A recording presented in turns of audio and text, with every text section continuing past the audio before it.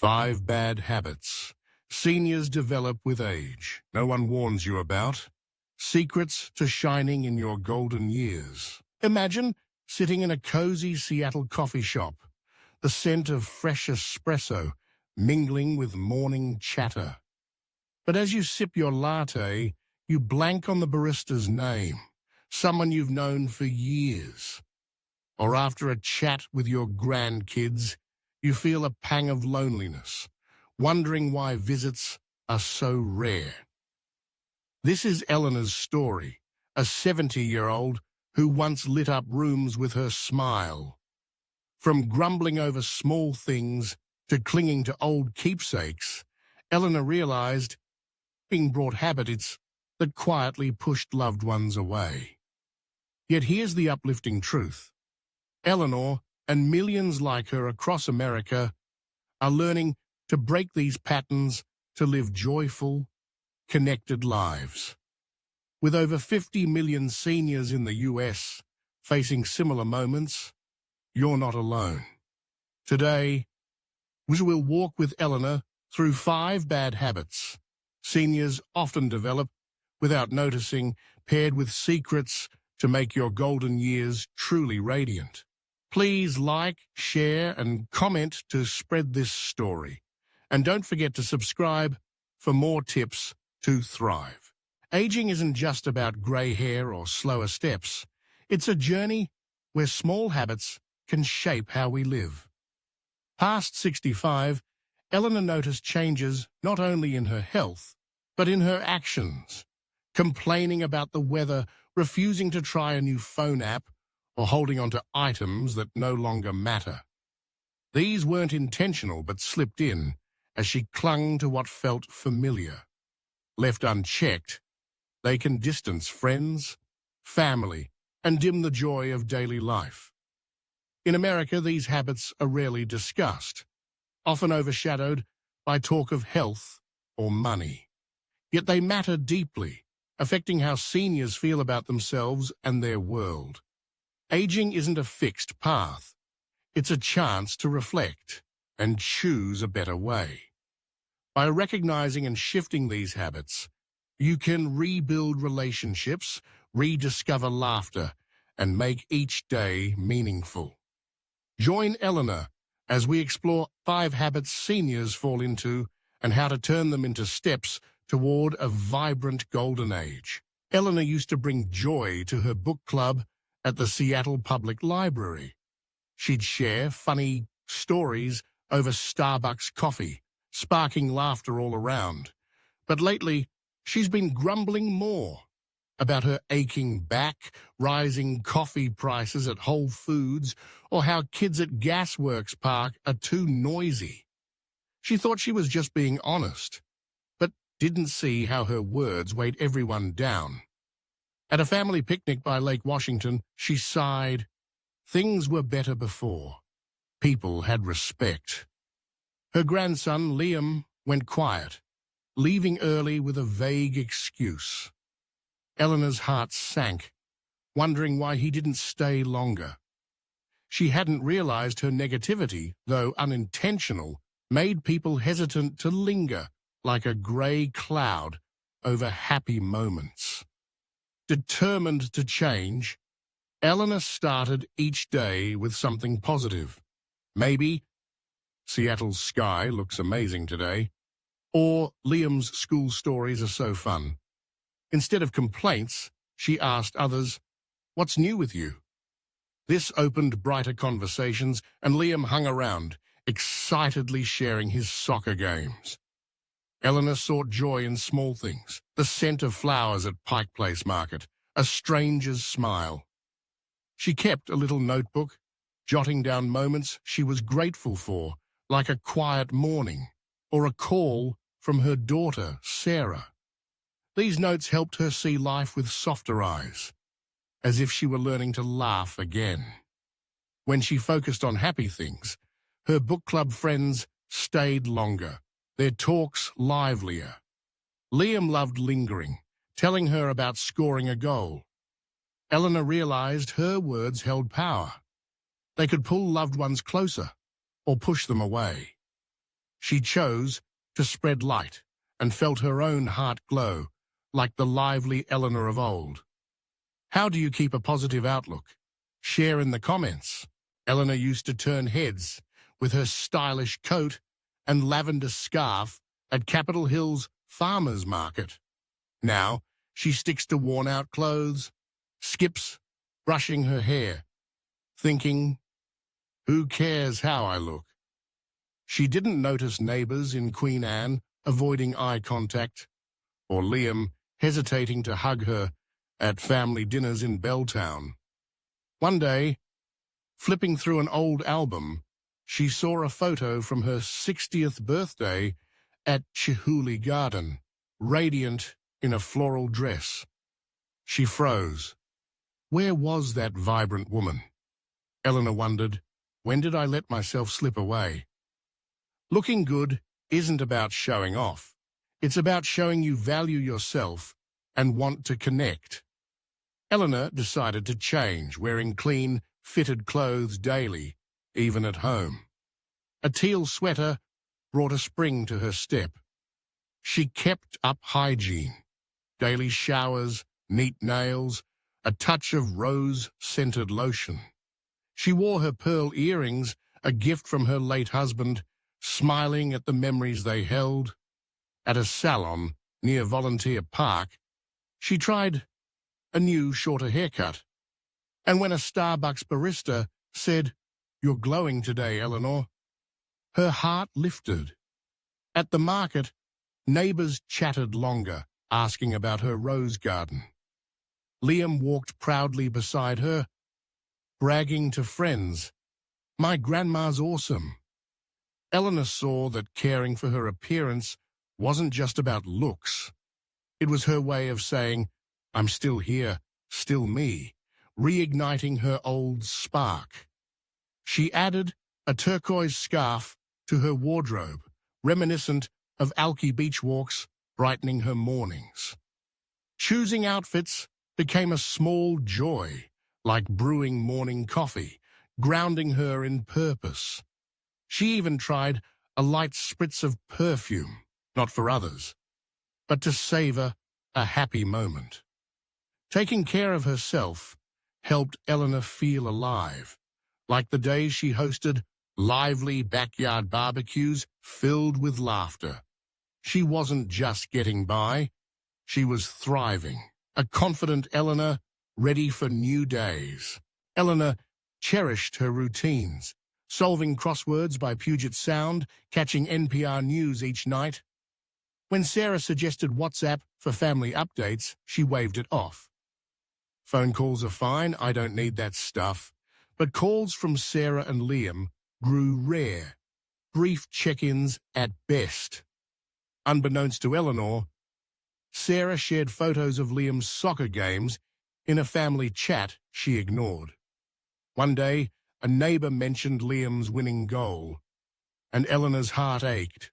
She'd missed her grandson's proud moment just because she wouldn't try something new. Sitting in her armchair, rain pattering on Ravenna's streets, she wondered, when did I drift so far from my family? Eleanor chose to step forward. She asked Sarah to teach her WhatsApp, starting with a simple, "I love you." Seeing Liam's beaming face in a team photo with "Grandma, I scored," her eyes welled up. She replied, "Amazing kick, Liam." Bit by bit, she learned. Sending garden rose pics, watching YouTube knitting tutorials, joining a Zoom book club. She discovered Spotify, playing "Ain't No Mountain High Enough," dancing in her kitchen. Change wasn't losing herself. It was like opening a window to let Seattle's sunshine in.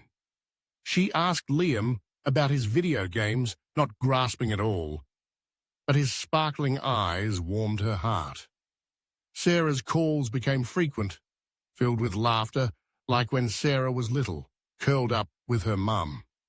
Eleanor tried Google Maps for strolls in Volunteer Park, feeling free, like her younger self exploring Seattle's cafes. Each small step, sending a smiley sticker, joining the chat, tied her clothing to her family as if time hadn't pulled them apart.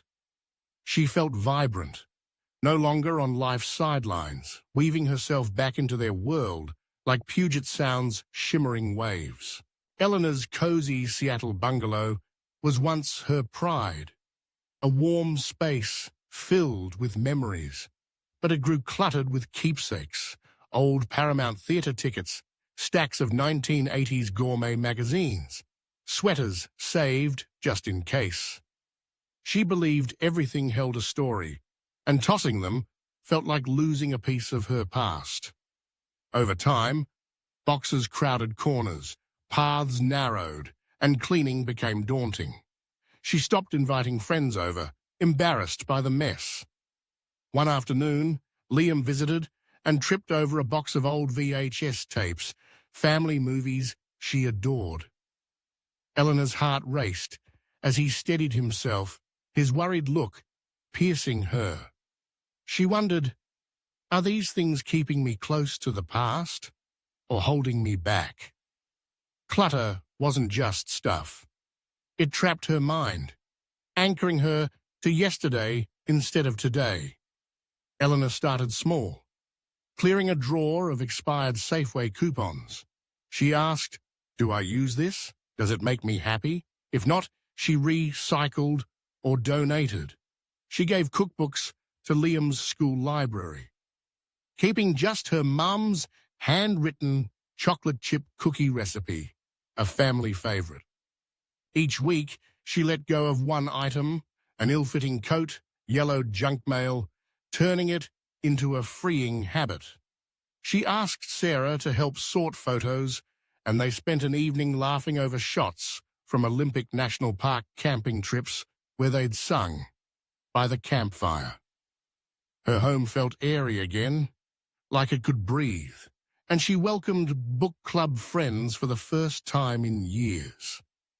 Donating a hand-knitted blanket to a Belltown shelter felt like sharing love, not loss.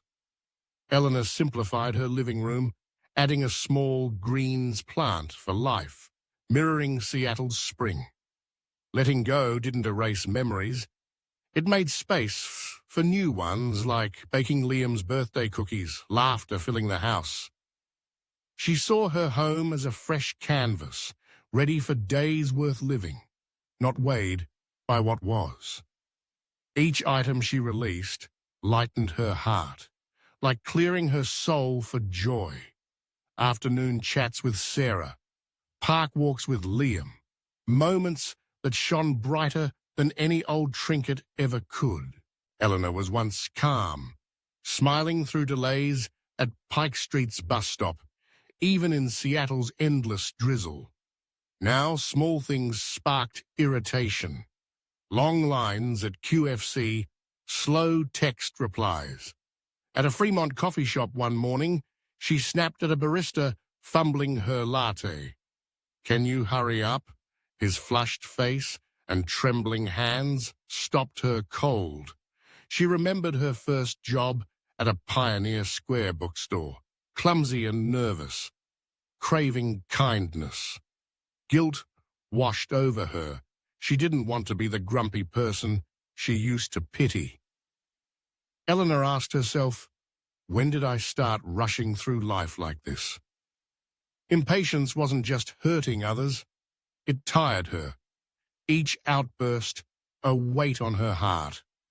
She decided to change, pausing when annoyed to breathe deeply, counting to 5, asking, is this worth getting upset? She tried seeing things differently. A slow driver on I-5 might be cautious, a chatty cashier just friendly. Instead of frowning, she smiled, telling a Ballard waiter, no rush, take your time. She stuck a note on her fridge, kindness first. A daily nudge to choose gentleness. Eleanor practiced patience in little ways, waiting at Safeway without checking her watch, letting Sarah reply to texts on her own time. When patient, she noticed people opened up, like a warm circle spreading outward. Returning to the Fremont shop, she chatted with the barista, learning his name, Jake, and his art studies. Their talk brightened her day, like rare Seattle sun. She felt like her old, warm self, who made people smile with a quip. She started jotting down moments that tested her patience, finding softer ways to respond. A late delivery became a chance to read, a talkative neighbor, a story to hear. Patience didn't just make her kinder, it brought peace, like shedding heavy stones from her soul.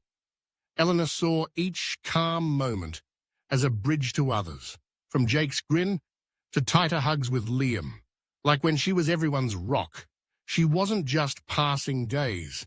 She was building ones worth remembering, filled with understanding and care. Eleanor's journey is a quiet triumph, a testament to the power of small choices.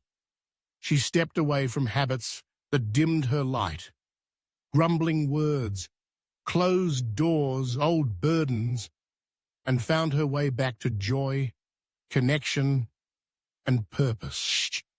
Each decision she made, to speak kindly, embrace new ways, care for her health, wasn't just about breaking patterns. It was about rediscovering herself, her loved ones, and the world around her, no longer a bystander watching life through her Ravenna window. Eleanor became the woman who steps out, who chooses to live fully. From morning flower walks at Pike Place to folk song nights in Capitol Hill, she learned that golden years aren't a finish line. They're a new beginning, a chance to explore, heal, and share her glow. You hold that same power. Every gentle word to a family member, every step outside your comfort zone, every moment you choose joy. It's a brick building, a radiant golden age. Don't wait for tomorrow. Today, call an old friend. Try a new hobby, or book that health checkup. These small acts don't just change your day. They reshape how you see life, weaving deeper bonds, brighter laughs, a lighter heart.